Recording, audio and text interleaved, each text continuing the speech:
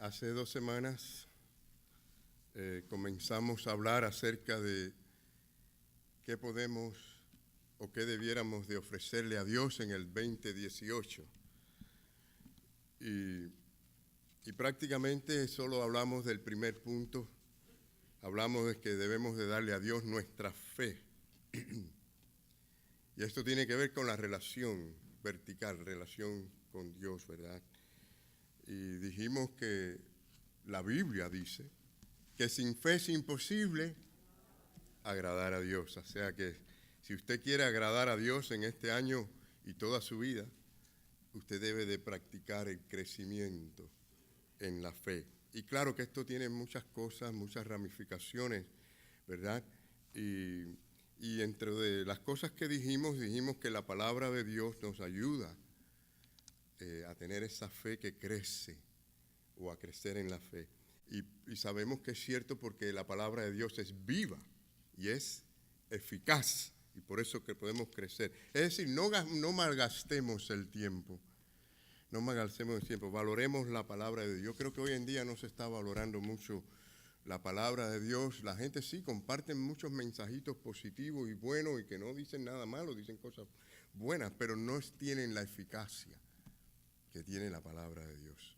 Ningún libro de hombre, ninguna palabra filosóficas, por buenas que sean de los hombres, por muy lindos los mensajes, no tienen el poder vivo que tiene la palabra de Dios. Por algo dice que ella es viva y es eficaz. Si usted quiere compartir un mensaje con alguien, mire, mejor déle un versículo bíblico y ore para que el Espíritu Santo se manifieste. Y hay que ir a la palabra de Dios. Debemos ser ese pueblo enamorado de esa palabra viva y eficaz.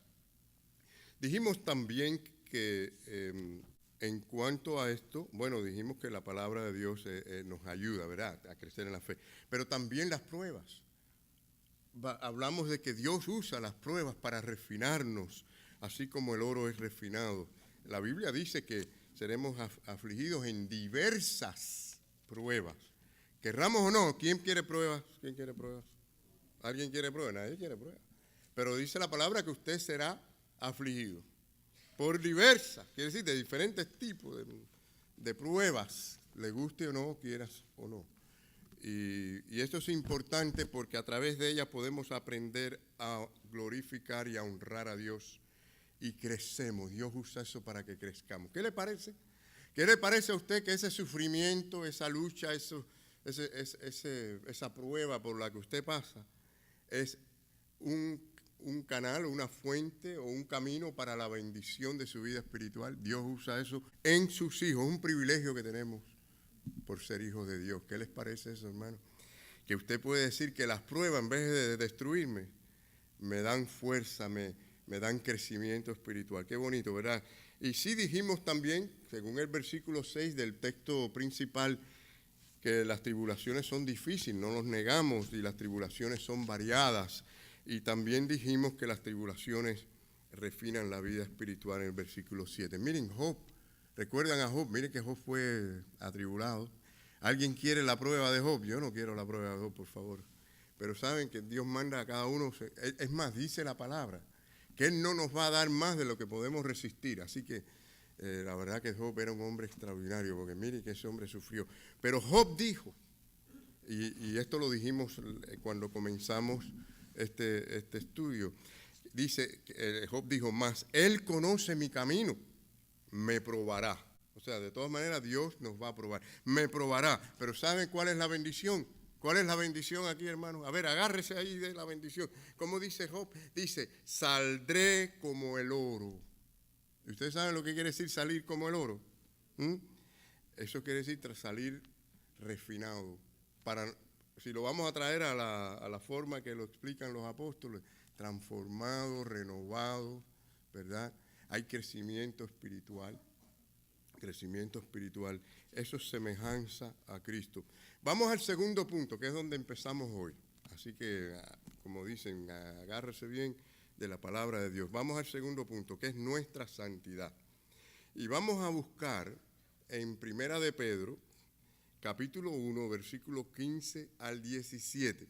Sino como aquel que os llamó es santo, sed también vosotros santos en toda vuestra manera de vivir. A ver, digan conmigo los otros dos versículos. Dice, porque escrito está, sed santos, porque yo soy santo. Si invocáis por Padre aquel que sin acepción de personas juzga según la obra de cada uno, entonces dice la palabra que tenemos que ¿qué? Conducíos en temor. ¿Cuántas veces? Todo el tiempo de vuestra peregrinación. Es de por vida. Es cada momento, cada día, todos los días. No es para el año 2018 solamente, ¿no? Claro, estamos tratando de hablar de una resolución, una meta, pero esto es para siempre, ¿no? Ser santo, el primer subpunto es para no volver a vivir como antes. Esto es una meta que Dios tiene para ti y tú debes tenerla también. Así que vemos en estos pasajes, fíjense, que hemos leído del 15 al 17, pero si usted tiene la Biblia ahí puede ir al 14, que no pusimos acá, porque vemos dos posibles estilos de vida que se presentan. En el versículo 14 hay uno y en el 15 hay otro, ¿no? Lo que sucede es que cuando se carece, fíjense bien, cuando se carece de santidad, nos parecemos al versículo 14. Es decir, al hombre prácticamente que parece que no tiene a Cristo o que no tiene a Cristo. Es decir, la vida carnal, que es gobernada por esos deseos de la carne constantemente. Y el verdadero cristiano es uno que es cambiado. Por supuesto que parece que a veces hay algunos que tienen una vida muy espiritual, otros no tan espiritual, y otros algo de lo carnal ahí y están en esa lucha y no maduran muy bien. Hay todas estas categorías. O sea, el Señor no nos hace a todos ya maduros en un mismo nivel, sino esto es un proceso de crecimiento. Algunos son más desobedientes que otros son más obedientes que otros. Y por eso es que está el mandamiento. Y está el mandamiento porque el verdadero cristiano puede responder en obediencia. Y dice el versículo que no os conforméis. ¿A qué? A los deseos de antes, es decir, a los deseos de la carne. Y en el versículo 15 vemos la parte ya de santidad, ¿no? La diferencia, el contraste, que es lo que transforma todo aspecto de nuestra vida. Y por eso dice, sed también vosotros santos en toda vuestra manera de vivir. Así que el creyente ha de escoger el segundo, ¿no? Según el versículo 15. Debemos desear ser, como nos dice la palabra, no en el versículo 14, sino en el versículo 15, ¿no? Porque el Señor nos llama a ser santos. Bueno, en el versículo 14 el verbo que dice no os conforméis se refiere a no permitir o a luchar en contra de eso, ¿no? No permitir que seamos moldeados por esas persistentes presiones del mundo, y no solo del mundo, desde adentro de nosotros mismos, porque el problema que a veces no entendemos que la lucha principal es con nosotros mismos, nuestra pecaminosidad, ¿no? No todo es lo que hace lo exterior es provocar, tentar lo que hay por dentro de nosotros, y esto es importante que lo tengamos en cuenta. Es decir, ¿cómo es el hombre carnal o el hombre sin Cristo? Vamos a decir, no tiene esas normas absolutas de moralidad, ¿verdad? El mundo no ofrece nada de eso. El hombre carnal no tiene estas normas. Más bien en el mundo lo que nosotros vemos es mucha, pero mucha inmoralidad. Y eso no debe reflejarse en los cristianos, sino la santidad. O sea, que si usted tiene una meta, una prioridad de ser cada día más santo, más como Cristo, usted tiene una buena meta. ¿No creen ustedes, hermanos? ¿No les parece que eso es algo bueno? Parecernos más, ser más semejante al Señor. Y saben que cuando empezamos a analizar esto nos damos cuenta que cuán pecadores y cuán llenos de faltas estamos. Y esta forma de vida se describe como, en el versículo 14, ¿no? Como los deseos, o sea, la forma carnal, los deseos carnales, los deseos personales, la ignorancia, la vanidad de la vida, incluso en el versículo 18. Así que, hermanos, sería una terrible desilusión, ¿no? Para el que dice ser creyente, tener estos deseos de que se cumpla esto y vivir la vida de manera carnal. Es decir, tenemos que entender que estas metas tienen que ser estipuladas por Dios, la obra de Dios, la gracia de Dios en nosotros, y debemos desearlo. Ahora, la otra cosa es ser santo para imitar a Dios. La Biblia quiere que imitemos a Dios. Todo verdadero cristiano debe desear imitar al Señor, a su Padre Celestial. Los versículos 15 al 16 enseñan esto, ¿no? La mejor opción es esta, la vida de santidad, ¿no? Ahora, la palabra santidad no quiere decir que, quisiéramos ser en todo sentido perfectos como Dios es, pero no somos perfectos, la verdad. La palabra santidad aquí significa diferente, separado, lo cual significa separado de las impurezas, de la forma del mundo. Una persona que es más bien devota a Dios, que tiene ese propósito de honrar a Dios, porque Él es nuestro Padre y queremos ser como Él. Hermanos, es la actitud de venir a Dios y decirle, Señor, hazme más como tú. Ayúdame a ver esas faltas que yo tengo, Señor. Ayúdame a ver mi egoísmo, ayúdame a ver el orgullo en mi propia vida. A veces oramos mucho al Señor y pedimos cosas. Y pedimos por muchas cosas, la mayoría de veces, o quizás el % de lo que pedimos, es mucho por tantas cosas y no nos preocupamos por la condición nuestra delante del Señor. Y tenemos que aprender a pedir al Señor y venir al Señor para que Él nos ayude con su gracia. ¿Cuántos creemos que el Señor, si se lo pedimos de corazón, nos va a ayudar? A ver, ¿lo creemos? Dios quiere que seamos santos. Él nos llama a ser santos porque Él es santo. Claro que hay algunas religiones que incluso, hasta llamadas cristianas también, evangélicas, que de manera sutil enseñan que uno llega a ser como un Dios, y uno es como un Dios y debe actuar como un Dios y estas cosas, ¿no? Pero lo que significa aquí esto es que tengamos más y más de las cualidades, de las características de Dios, y esto es bíblico, el Señor quiere que seamos así. El apóstol Pablo incluso enseña acerca de esto, diciendo que esta es la meta de Dios para nosotros. Es decir, que seamos conformados a la imagen de su Hijo. Es una meta que Dios tiene. ¿No creen ustedes que debemos de tratar de poner en línea nuestras metas con la de Dios? De que seamos también a la imagen de Cristo. El apóstol Juan decía en Primera de Juan 3:2, decía, cuando Él se manifieste, entonces dice que seremos, de manera absoluta, completamente, seremos semejantes ¿a quién?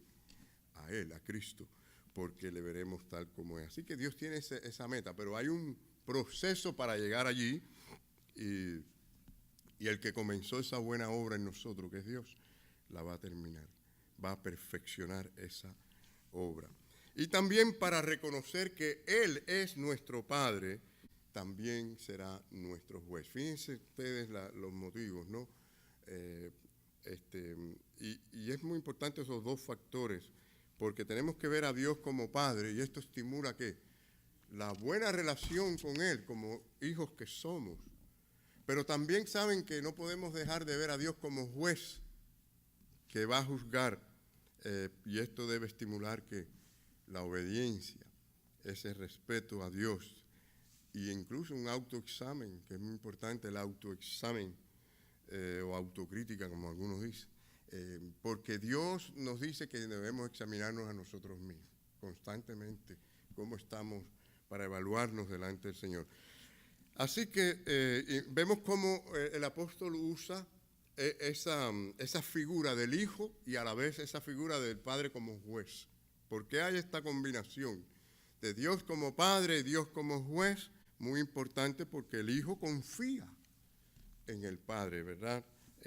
Así como confiamos en nuestros padres terrenales, el Hijo de Dios confía en su Dios y Él le provee de todo. Pero también en la parte de mirar a Dios como juez, que algunos no lo ven así o rechazan esta parte, es que nosotros tenemos que entender que Dios evalúa todo lo que hacemos, como buen padre también, ¿no?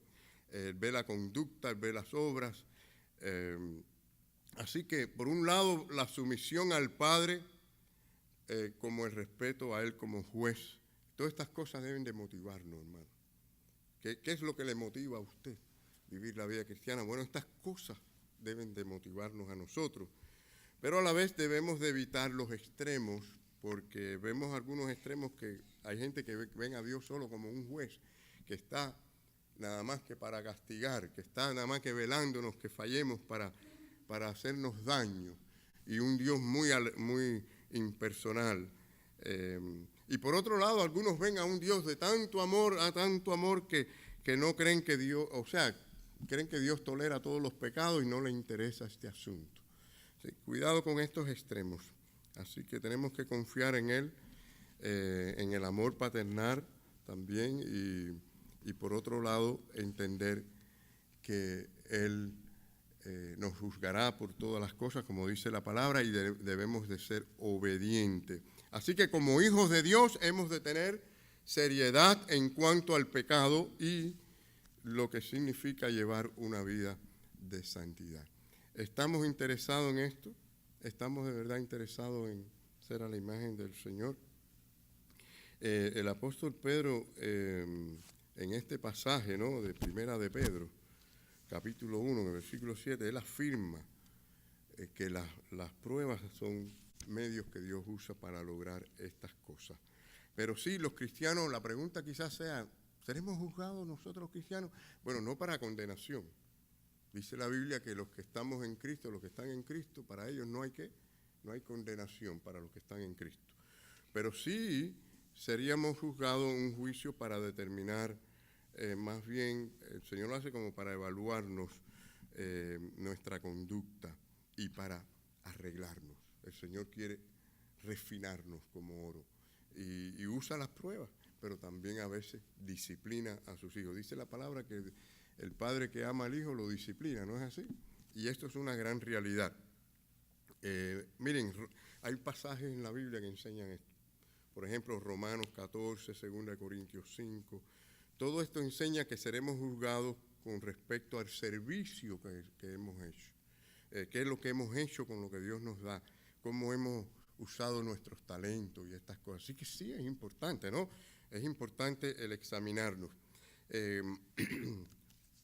Así que la disciplina es extremadamente importante. Y también para no andar, el otro subpunto es para no andar con ceguera espiritual. Y quisiera terminar con esta parte, ¿no?, en cuanto a diferentes maneras de ceguera espiritual que hay. Segunda de Pedro, capítulo 1, del 3 al 9.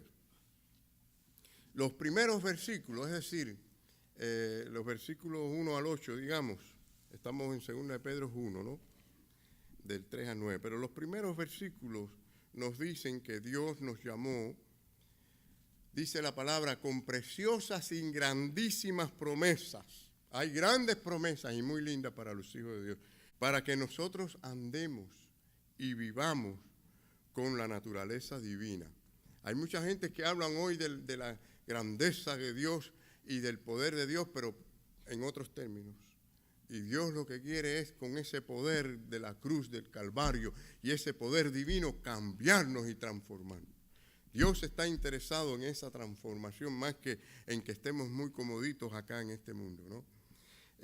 Así que vemos este tipo de pensamiento para que crezcamos con diligencia. Habla allí de crecer diligentemente en la fe, luego en virtudes, y sigue añadiendo conocimiento, dominio propio, paciencia, piedad, afecto fraternal, amor. Hay que crecer en todas estas cosas.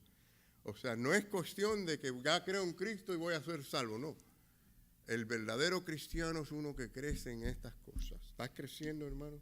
Este debe ser una de sus metas en este año. Ahora, ¿dónde está el problema? Aquí donde está la cosa. ¿Dónde está el problema? El problema está, uno de los problemas es la miopía espiritual, la ceguera espiritual. En el versículo 9. Vamos a leer un momentico, hermano, el versículo, para que vean el problema que él pone. Es decir, pero el que no tiene estas cosas, fíjense, si es importante evaluarse, ¿por qué lo dice la palabra? Para que los cristianos, cuando en las iglesias lean esto, se pongan a analizarse. Pero el que no tiene estas cosas, este crecimiento de todo esto que dice el pasaje, dice, tiene la vista, ¿qué? Muy corta. Qué malo es no poder ver, ¿no? Yo veo que hay unas cuantas personas aquí que usan espejuelos, ¿no?, para poder ver. Es importante. Si ustedes se los quitan, ¿qué les pasa? No es igual, ¿verdad? No tienen dificultad en ver. Yo sé que es difícil. Ya yo estoy a la corta teniendo dificultad. y tengo que usar a veces para leer estos espejuelos, ¿verdad? Y ayudan muchísimo. Dice que es como el ciego, habiendo olvidado la purificación de sus antiguos pecados. Así es como es aquel que no crece, anda tropezando, y el que anda tropezando no puede producir, no puede ser efectivo en lo que hace. Dijimos que en los versículos del 1 al 8, Pedro apunta hacia aquellos que dicen conocer al Señor, pero que sus vidas no dan frutos de fe. O sea que no hay ese caminar dulce con el Señor, íntimo con el Señor. La vida para esta gente se trata más de sus problemas y de sus metas personales en cuanto a trabajo, éxito, que su relación con el Señor. No hay una continua y dulce adoración al Señor, un caminar con el Señor día a día. Por el contrario, estas personas tienen una relación, en algunos casos poco o muy personal con el Señor, es decir, distanciados. Quizás les pese orar 10 o 15 minutos, les parece demasiado tiempo hablar con el Señor ese tiempo. Pero ¿saben qué? A la gente no les molesta estar media hora, una hora y mucho más en Facebook, hablando con mucha gente y comunicándose con mucha gente. ¿Y cuántos cristianos se pasan la vida por todos esos medios comunicándose? Y se deben de preguntar qué tiempo yo le dedico a mi comunión con el Señor, a mi tiempo con el Señor, ¿verdad? Y estas son cosas serias que debemos de analizar y pensar si queremos crecimiento espiritual. No estoy diciendo que no usen Facebook, no estoy diciendo que estoy en contra de todo esto, se puede usar para el bien, ¿no? Pero bueno, es una de esas ideas. O sea que hay esa ceguera que habla aquí, esa falta de discernimiento. Mucha gente no puede discernir ya entre lo que es bíblico y lo que no es bíblico, lo que es bueno y lo que no es bueno. ¿Saben por qué? Por esto mismo, porque no están creciendo en estas cosas que dice segunda de Pedro capítulo 1. Y entonces tenemos este problema. Miren el versículo anterior, versículo 8. Segunda de Pedro 1:8, ¿no? Dice, porque si estas cosas están en vosotros, ahora dice lo contrario, ¿verdad? Si estas cosas abundan, si tenemos estas cosas, ¿no? Que crecemos, añadimos a la fe virtudes, añadimos conocimiento, dominio propio, y créanme que el dominio propio hay que aplicarlo en todo momento y a todas las cosas, aun cuando vamos a comer y tener dominio propio, ¿verdad, hermano? Hay que tener dominio propio para muchas cosas, dominio propio hay que practicarlo. Pero bueno, si leen los versículos anteriores van a ver esto, pero dice que si abundamos en todo esto, en el amor fraternal, todas estas cosas, dice la palabra que no os dejarán estar, abundamos, no os dejarán estar ociosos ni sin frutos en cuanto al conocimiento de nuestro Señor Jesucristo. Es decir, que seremos útiles, no ociosos, útiles. Tenemos gente que el Señor puede usar. ¿Sabe por qué el Señor no puede usar a mucha gente? Porque están con esta ceguera, espiritual. Así que el diagnóstico es la vista corta, la falta de discernimiento y de entendimiento espiritual. ¿Y el resultado cuál es? La inefectividad. Bueno, hay 3 tipos de esta ceguera, ¿no? Que quiero comentarles a ustedes. Ya, este es el problema de la ceguera espiritual, pero hay 3 tipos. Primero, la ceguera de identidad. Claro que uno debe tener el entendimiento de quiénes somos en Cristo, que somos salvos, que Cristo nos ha limpiado con su sangre preciosa y que estamos justificados delante de Dios por la obra de Cristo, todo esto. Pero miren, muchos que dicen ser creyentes no tienen la perspectiva bíblica o del Evangelio acerca de quiénes ellos realmente son. Y esto es importante. ¿Cómo se logra esta identidad según la palabra y en los evangelios, las epístolas? ¿Cómo se logra esto? Se trata de la identidad nuestra. ¿Cuál es su identidad como cristiano? Usted puede pensar en eso ahora y decir, ¿cuál es su identidad como cristiano? ¿Qué lo identifica a usted? Bueno, una vez que usted sabe esto, que quién es usted en Cristo, esto le va a ayudar muchísimo en su crecimiento espiritual. Y como yo le digo, hay un lado positivo y hay un lado negativo. El lado positivo es el que le acabo de decir, ¿no? Que usted sabe que usted es salvo, que usted está en Cristo, que no habrá condenación para los que están en Cristo, que todos sus pecados han sido perdonados, ¿no? Ese es el lado positivo. Pero el otro lado negativo es que en la práctica sabemos que no somos perfectos. En la práctica sabemos que desobedecemos a veces al Señor.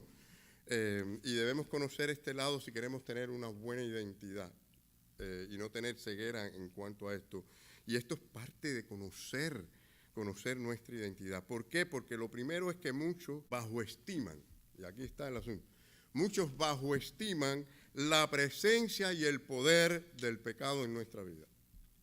Esta es una realidad y un serio problema que estamos viendo, y tenemos como pastores la necesidad de enseñarle a la congregación a luchar con esta realidad cada día, no a darnos palmaditas en la mano para que digamos que estamos bien. No, que sea el Señor que haga eso, pero realmente lo que tenemos que, como dice la palabra, probarnos a nosotros mismos, examinarnos a nosotros mismos constantemente. Eso que dicen de no a la autocrítica, todo lo contrario, autocrítica todo el tiempo según la palabra del Señor. El Señor quiere eso, quiere que nos evaluemos constantemente. De lo contrario vamos a ser unos creyentes orgullosos, que no vamos a ver la realidad de cómo estamos y cómo Dios nos ve a nosotros. O sea, no ven cuán fácilmente podemos nosotros ser enredados. Porque, oigan, hermanos, el diablo es muy astuto y engaña a uno, o trata de engañar, no que engañe, sino que dice la palabra, tratará de engañar aún a los escogidos. Y, bueno, no ven la realidad de esta situación, es decir, no están conscientes de la guerra espiritual constante que enfrentan. ¿Y saben algo? El apóstol Pablo estaba consciente de esa realidad constantemente. Cuando ustedes leen las epístolas de él habla constantemente de esa lucha con la carne. E incluso él decía, lo que a veces quiero hacer no hago, y hago lo que no quiero. Y hablaba constantemente de ese pecado que moraba en él y esa lucha. Y de eso tenemos que hablar. ¿No? Así que no ven en ellos un pecador. Fíjense esto, cuán importante y hasta dónde debe ser esto. Debiéramos de vernos como un pecador desesperadamente necesitado cada día de arrepentimiento, de la gracia del Señor. Saben que esto a alguna gente le suena como algo terrible, algo negativo, pero miren, yo lo veo como algo tan positivo, porque esto nos da una paz y un alivio y un descanso en el alma, porque estamos poniéndonos a bien con el Señor. Y hermanos, buscar desesperadamente ese perdón del Señor, porque nos llena el alma. Es decir, nos identificamos a veces más con los fariseos, que quieren estar muy bien por fuera, ¿no? Pero no por dentro. El creyente que cae en esta trampa vamos a llamarle a esto rectitud propia, ¿no? En inglés, ¿cómo se dice? Self-righteous. Es decir, la rectitud propia es una confianza en uno mismo, es una confianza de superioridad moral que pierde de vista la realidad espiritual. Esto es lo que hace que tropecemos y tengamos ceguera espiritual y no entendamos nuestra identidad. Hermanos, no estamos todavía en nuestro hogar celestial. Estamos aquí, estamos en medio de una guerra espiritual, constantemente, es una batalla constantemente. Así que, ¿cuál es tu ID como cristiano? ¿No? Porque si Cristo no está moldeándonos a nosotros, no nos moldea nuestra identidad, entonces voy a vivir otra identidad, ¿no? ¿Cuál es tu identidad? Saben que mucha gente basa en su identidad en lo que son en la comunidad. Yo soy el pastor Ávila. Y creer que esa es mi identidad, eso es un problema. O sea, en un sentido sí, soy esa persona, el mundo puede reconocerme de esa manera y todo eso está bien, pero cuidado, su trabajo es importante, pero no es su identidad. No importa qué posición usted tenga, ¿no? Para muchos la identidad también está arraigada en las posiciones sociales, es decir, en lo que alcanzan, en sus éxitos, y no realmente en lo que Dios está haciendo con su gracia en nuestra vida espiritual. ¿Cuál es tu identidad como cristiano? Tu identidad como cristiano tiene que ser lo que Dios está haciendo en ti, en tu vida, como creyente, en lo espiritual. Esa es tu identidad, quién tú eres en Cristo, no quién tú eres en posición en la iglesia, qué posición tú tienes. Claro que es bueno y necesario que tengamos éxito en lo que Dios nos pone a hacer, en el trabajo que hacemos, por supuesto. Pero si nosotros basamos nuestra verdadera, vamos a decir, la identidad cristiana, vamos a llamarla así. Si basamos la identidad cristiana en eso, entonces tenemos una perspectiva muy torcida. Y lo otro, el número 2, o sea, hay 3 tipos que quiero mencionar de ceguera, entre otras que hay, pero es que no ven el poder del aquí y el de ahora, y para ahora, del Evangelio. Esto deja un vacío. El versículo 3 comienza diciendo, todas las cosas que pertenecen ¿a qué? A la vida y a la piedad. Miren esta combinación. Nos han sido dadas por su divino poder. Bueno, mientras que todo tipo de grupos carismáticos hoy en día proclaman un evangelio falso, usando o mal usando este contexto o otros contextos parecidos en cuanto al poder de Dios, es cierto que la palabra de Dios nos dice que hay un poder divino para que actúe en nuestra vida. Y miren este uso de estas 2 palabras. ¿Por qué estas 2 palabras? La vida y la piedad. Bueno, la segunda palabra, vamos a definir la segunda palabra, ¿no? Piedad, que podemos, si lo vamos a decir en una sola palabra, es igual a santidad. Y es lo que le da la calidad, la primera, ¿no? A la vida, una vida de santidad. La palabra griega en el Nuevo Testamento para piedad es la palabra eusebeia. Y es un sustantivo que no se encuentra en el Antiguo Testamento, pero aparece 15 veces en el Nuevo, una de esas veces en Hechos de los Apóstoles, las demás en las epístolas. Pero la palabra lo que se usa y significa es semejante a Dios. ¿Qué le parece? Hay que, lo mismo que estábamos hablando, la meta de Dios que seamos semejantes a Jesucristo, su Hijo. Bueno, semejante hacia Dios o a Dios. Va más allá de lo que es una religión formal es decir, esa moralidad exterior o cristiana. Es una unión con el Señor, es un caminar con el Señor, es un reflejar el carácter de Dios en nuestra vida. Y por eso es que es para ahora. Ese poder es para ahora, no es para cuando estemos en el cielo. Dios quiere que tengamos una vida piadosa, lo que realmente nos está diciendo aquí. Así que la palabra piedad califica la primera, la vida. Le da la identidad. Ese es tu ID, esa es tu identidad realmente. Fíjense que si dijera nada más vida, la gente diría, bueno, esta es la vida eterna para cuando esté. No, pero es para ahora. Es para ahora, para que lo disfrutemos, para que lo vivamos. Es que el Señor está en ese negocio de cambiarnos, de transformar nuestra manera de pensar, nuestra manera de sentir, nuestra manera de actuar.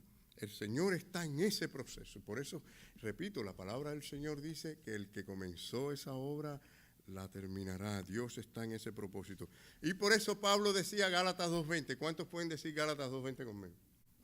Él decía, con Cristo estoy juntamente crucificado, ahí clavado en la cruz, ¿no? Porque la vida vieja es clavada, muere allí. Dice, y ya no vivo yo, mas vive ¿quién? Cristo en mí. Vive Cristo en ti. ¿Qué es lo que Cristo, qué significa que Cristo viva en ti? La gente tiene que ver eso. No es que tú lo digas solamente, es que la gente lo ve. Cristo vive en ese hermano, en esa persona. Oye, mira qué diferente. Habla y dice cosas como Cristo las decía. De allí surge en Antioquía el nombre cristiano, porque hablaban y actuaban como Cristo, ¿no? Y lo que ahora vivo en la carne, lo que vivo cada día en todas las luchas cotidianas, en todas las cosas, lo vivo en la fe del Hijo de Dios, el cual me amó y se entregó a sí mismo por mí. Esa es la vida cristiana, de crecimiento, ¿verdad? Así que es la razón por qué uno de los nombres del Señor Jesús dado desde Isaías es Emanuel. Lamentablemente es un nombre que se usa mucho, o casi siempre nada más lo oigo usando mucho en la época de Navidad.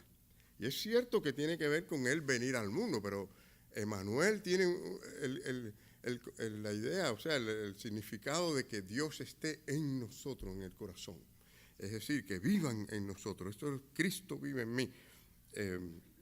Así que en un sentido de identidad apropiada, nos da a nosotros esperanza, motivación, nos da energía y valor para enfrentarnos a todas las dificultades. La tercera ceguera, ¿cuál es? Que produce este asunto, ¿no? Es la ceguera del proceso de Dios. Miren estas tres cegueras que no olvidemos.